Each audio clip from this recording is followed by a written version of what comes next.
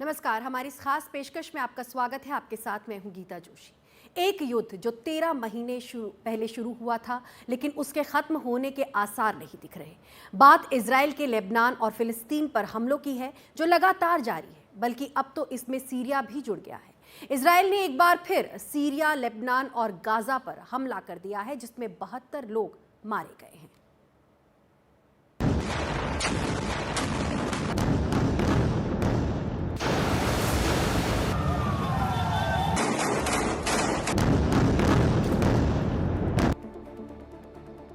पश्चिम Asia की फिजाओं में बम और बारूद की दुर्गंध खुली हुई है। क्या लेबनान, क्या फिलिस्तीन, क्या सीरिया, चारों तरफ मरघट का सन्नाटा छाया हुआ है, क्योंकि इजराइल ने एक साथ ही इन तीनों देशों पर हमला बोल दिया।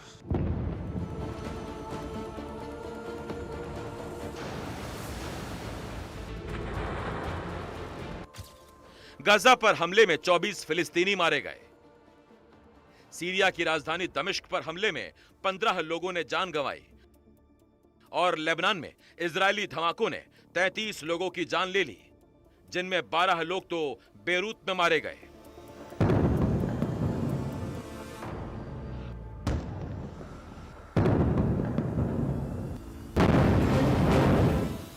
इजराइल से लेबनान और फिलिस्तीन का भीषण युद्ध वाला विवाद पिछले साल 7 अक्टूबर से शुरू हुआ, लेकिन बात सीरिया और बेरूत तक पहुंच गई। अब वहां के लोगों का दर्द यह है कि नाहक बेगुनाहों की जान जा रही है। लेकिन इजराइल कह रहा है कि वो हिजबुल्लाह के ठिकानों पर हथियारों को रोकने के लिए ऐसा कर रहा है। मैं आपको ये बताना चाहता हूं कि इजरायली डिफेंस फोर्स एक साथ बहुत मजबूती से काम कर रहा है। हमने बेरूत में हिजबुल्लाह के ठिकानों के साथ बेरूत के दक्षिणी उपनगर दहिया पर हमला किया, जो हिजबुल्लाह का ठिकाना था। हम हिजबुल्लाह को हथियारों के हस्तांतरण को रोकने के लिए सीरिया और सीरिया लेबनान सीमा पर गंभीर हमले कर रहे हैं। उनका रुख एक जैसा है कि अरब देशों पर वो इजराइल को तरजीह देते रहेंगे। इजरायली सेना का कहना है कि मंगलवार को दोपहर में हिजबुल्लाह ने उस पर 2 बार हमला किया। पहली बार उत्तर की ओर करीब 10 रॉकेट दागे गए थे, जिनमें 2 इजरायलियों की जान चली गई। दूसरी बार हमला तेल अवीव पर 3-3 रॉकेट से किया गया था, जिसमें इजरायली वायुसेना की मुस्तैदी से कोई हादसा नहीं हुआ।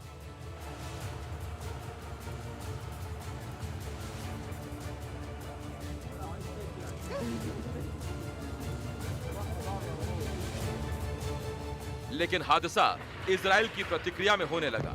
इजरायली सेना ने हिजबुल्लाह के गढ़ यानी लेबनान की राजधानी बेरूत के उपनगरों में अलग अलग जगहों पर हमला बोला। लेबनान के स्वास्थ्य मंत्रालय के मुताबिक बेरूत के दक्षिण में चौफ क्षेत्र में हमले में 15 लोगों की जान चली गई, जिनमें 8 महिलाएं और 4 बच्चे शामिल थे।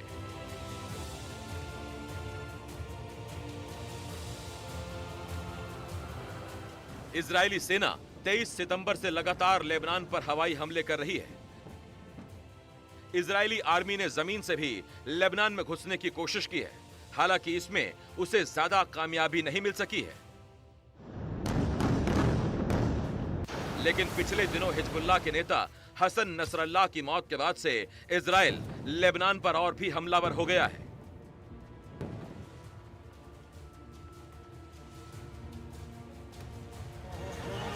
इजराइल का हमला सिर्फ लेबनान तक सिमटा हुआ नहीं है, बल्कि गाजा पट्टी में भी लगातार इजरायली हमले हो रहे हैं। आंसुओं में डूबे ये लोग इजरायली हमले में मारे गए अपने लोगों को आखिरी मिट्टी देने के लिए इकट्ठा हुए हैं।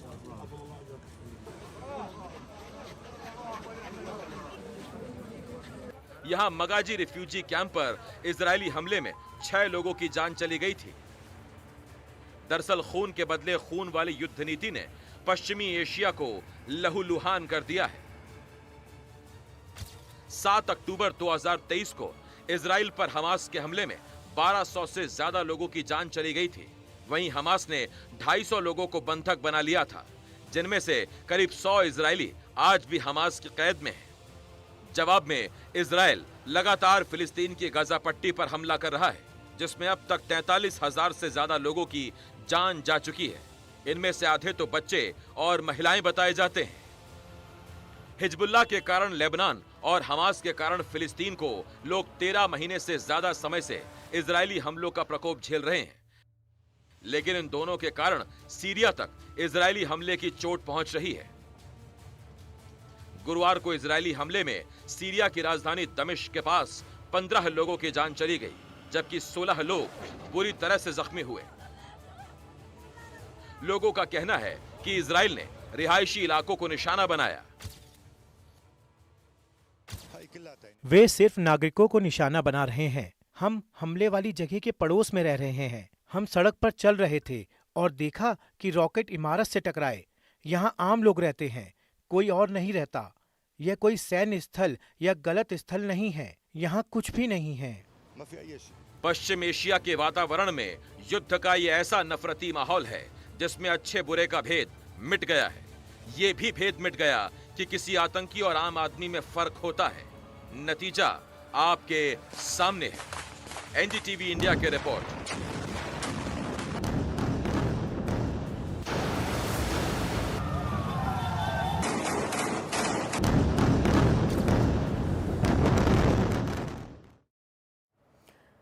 इजराइल गाजा पर हमास से बदला लेने के लिए हमला करता है, वो लेबनान पर हिजबुल्ला से बदला लेने के लिए हमला करता है, लेकिन अब सीरिया पर भीषण हमला क्यों किया? आप इस सवाल का जवाब जानेंगे, लेकिन उससे पहले देखिए कि कैसे पश्चिमी एशिया में मची चित्कार पेरिस की सड़कों पर सुनाई पड़ी।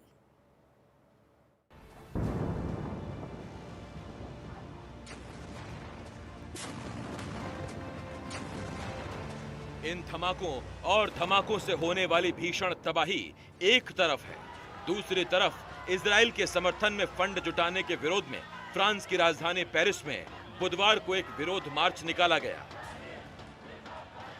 हजारों हजार की संख्या में लोग सड़कों पर इसलिए उतरे कि कैसे इजराइल हजारों लोगों को मौत के घाट उतार सकता है।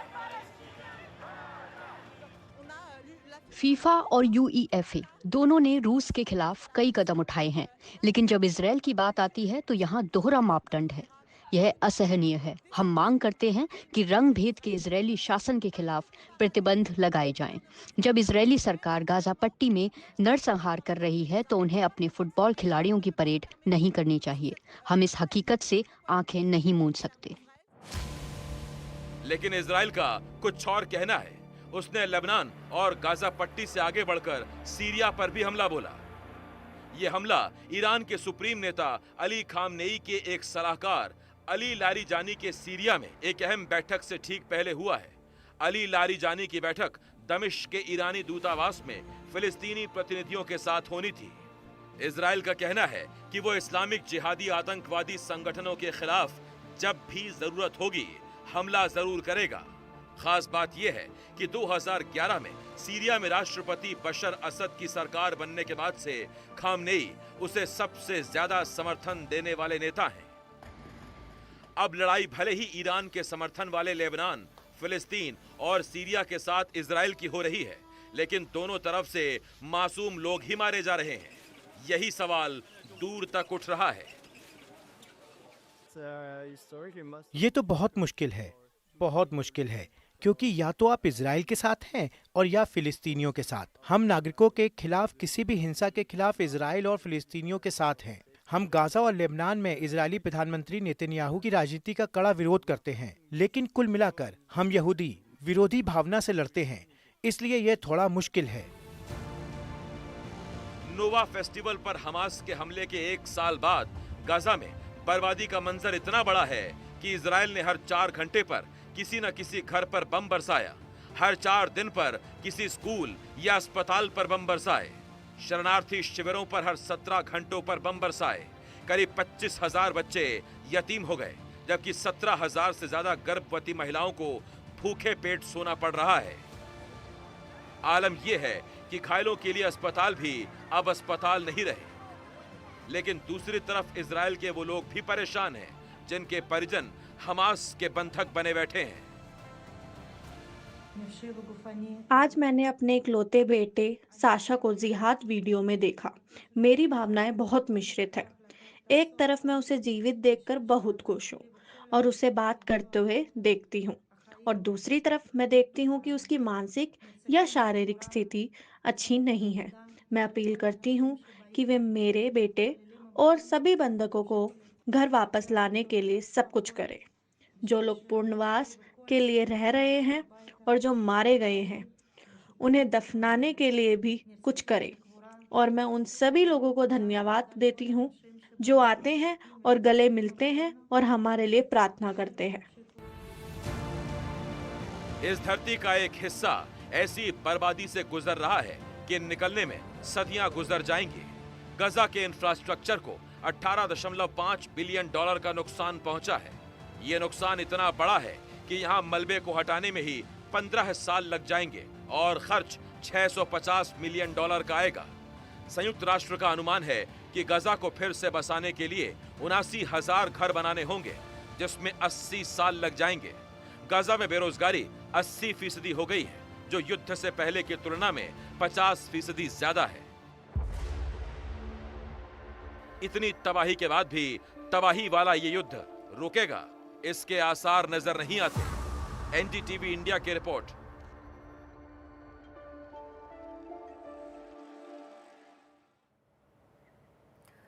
किसने कहा कि इजराइल कर रहा है नरसंहार और क्यों ये बात इजराइल से पहले अमेरिका को चुभ गई, दिखाएंगे आपको एक छोटे से ब्रेक के बाद।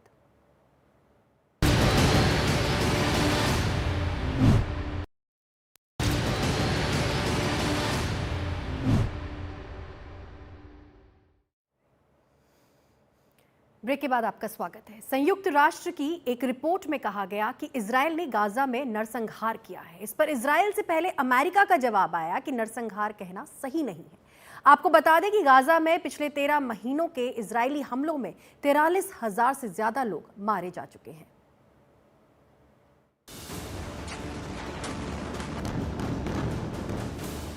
पिछले एक साल में इजराइल ने गाजा पट्टी पर जिस तरह के हमले किए हैं, उस पर संयुक्त राष्ट्र की एक रिपोर्ट आई है। उस रिपोर्ट के मुताबिक इजराइल ने गाजा में नरसंहार किया है, लेकिन इजराइल पर उसका फर्क नहीं पड़ता, तो इसीलिए कि अमेरिका उसके साथ खड़ा है।